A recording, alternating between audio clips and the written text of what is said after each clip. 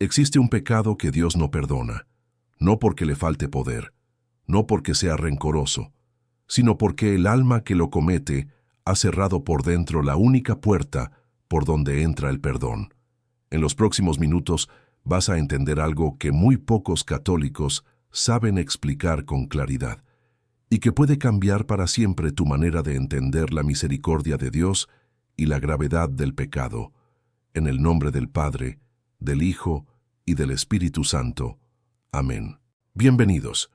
Hoy vamos a hablar de uno de los versículos más inquietantes del Evangelio. San Mateo lo recoge en el capítulo 12. Jesús dice con absoluta claridad: todo pecado y blasfemia serán perdonados a los hombres, pero la blasfemia contra el Espíritu Santo no será perdonada. Y al que hable contra el Hijo del Hombre, le será perdonado, pero al que hable contra el Espíritu Santo, no le será perdonado, ni en este mundo, ni en el futuro. Si alguna vez leíste esas palabras y sentiste un escalofrío, no estás solo. Muchas personas buenas, personas que se confiesan, que oran, que buscan a Dios, han llegado a este versículo con una pregunta que les quita el sueño. ¿Y si yo lo cometí sin darme cuenta? Esa pregunta merece una respuesta honesta, profunda y, sobre todo, verdadera.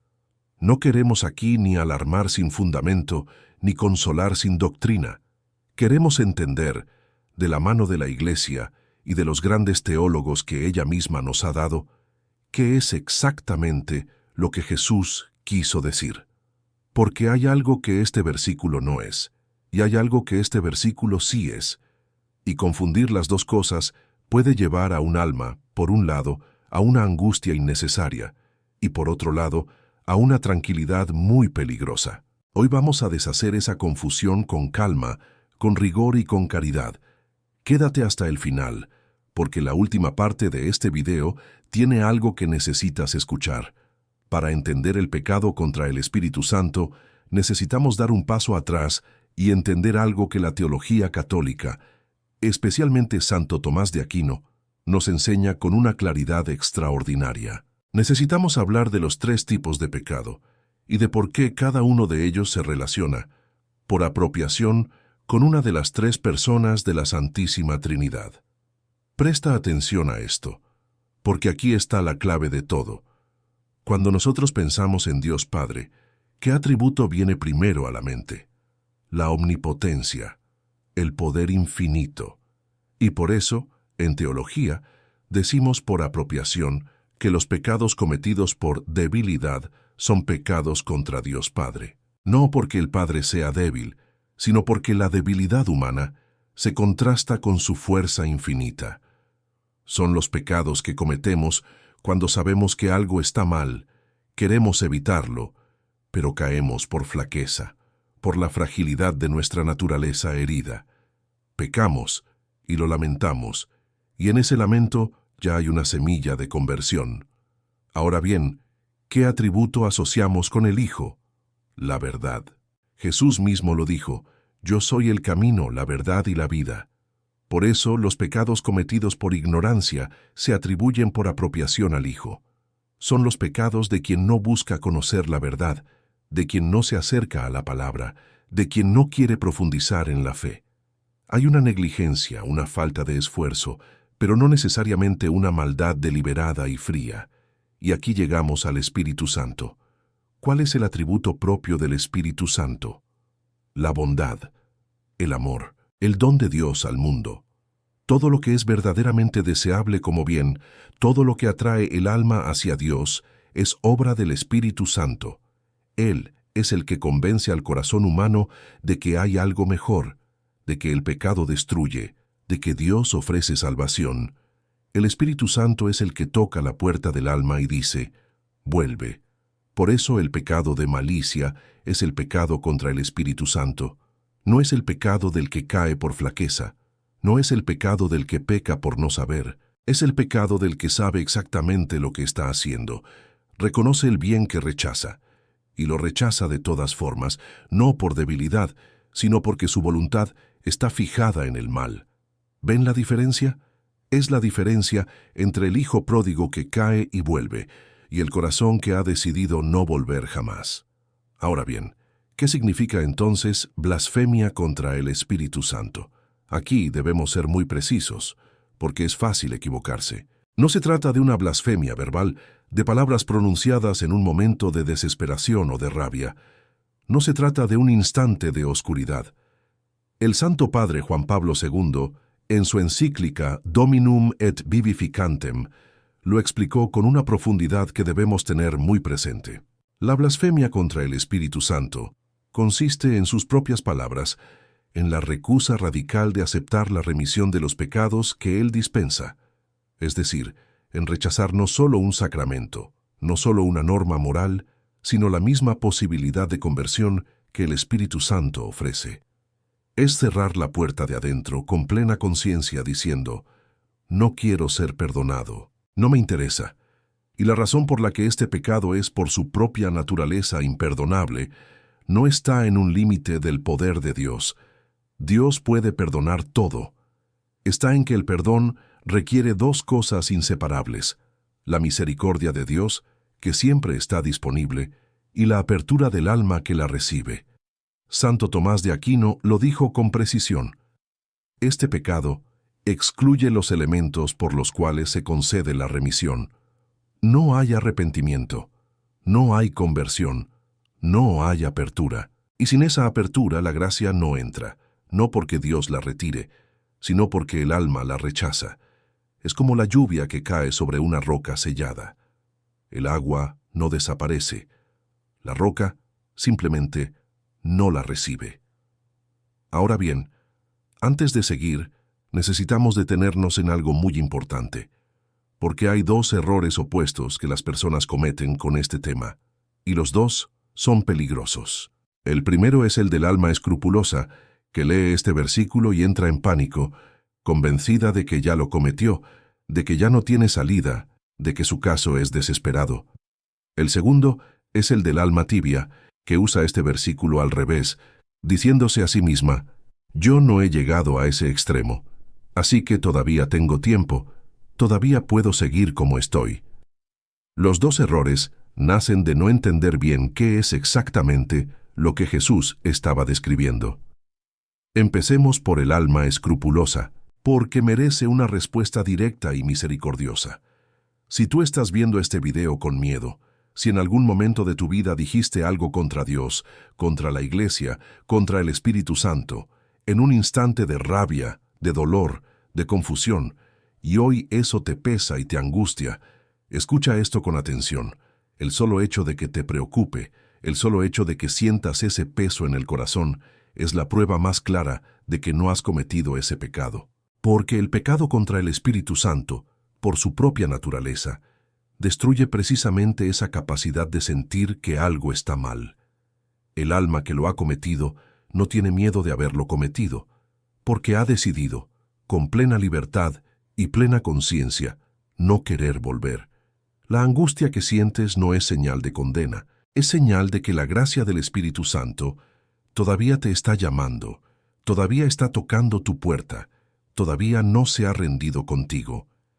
Ahora miremos los ejemplos que el propio Evangelio nos da, porque Jesús no habló de este pecado en abstracto.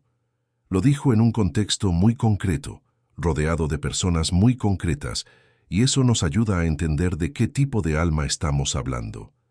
Pensemos en Judas Iscariote. Judas no traicionó a Jesús en un momento de debilidad súbita, no fue un impulso irreflexivo, no fue ignorancia. Judas convivió con el Señor durante 3 años, escuchó su doctrina, vio sus milagros, fue testigo de la resurrección de Lázaro, recibió la Eucaristía en la última cena, y aún así, con toda esa luz encima, tomó la decisión fría y calculada de entregarlo por 30 monedas de plata. No es el pecado del que cayó, es el pecado del que eligió. Y el Evangelio nos dice algo escalofriante, que después de la traición, Judas sintió remordimiento, sí, pero ese remordimiento no lo llevó a arrepentirse ante Dios, sino a desesperarse ante sí mismo. La diferencia entre Judas y Pedro es exactamente esa. Pedro lloró y volvió. Judas lloró y no volvió.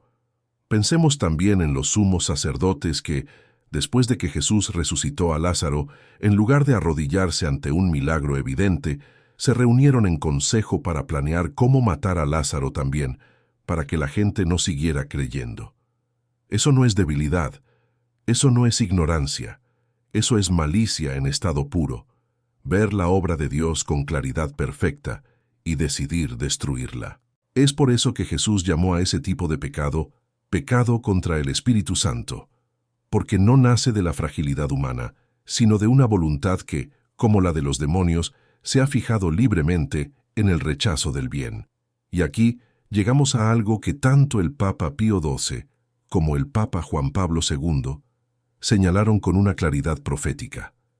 En nuestra época, el camino hacia ese endurecimiento del corazón comienza con algo que parece pequeño, pero que es gravísimo, que es la pérdida del sentido del pecado.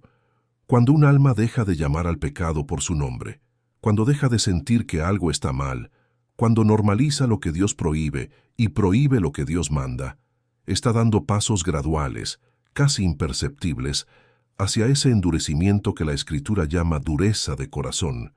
No se llega al pecado de malicia de un día para otro.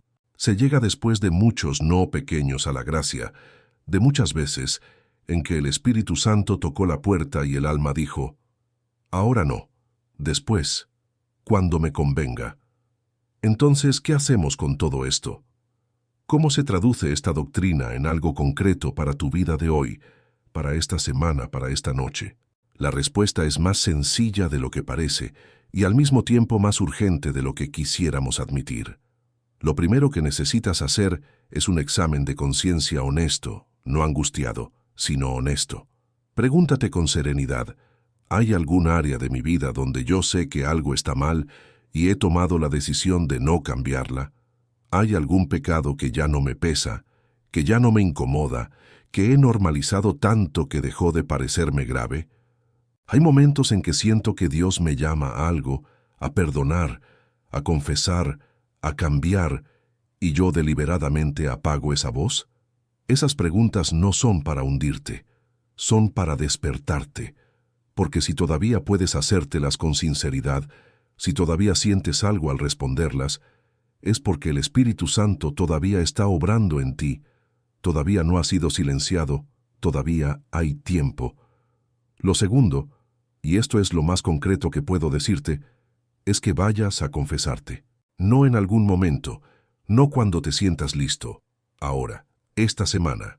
El sacramento de la penitencia es precisamente el sacramento del Espíritu Santo para la remisión de los pecados. Es el lugar donde Dios, con toda su misericordia, espera al Hijo que regresa.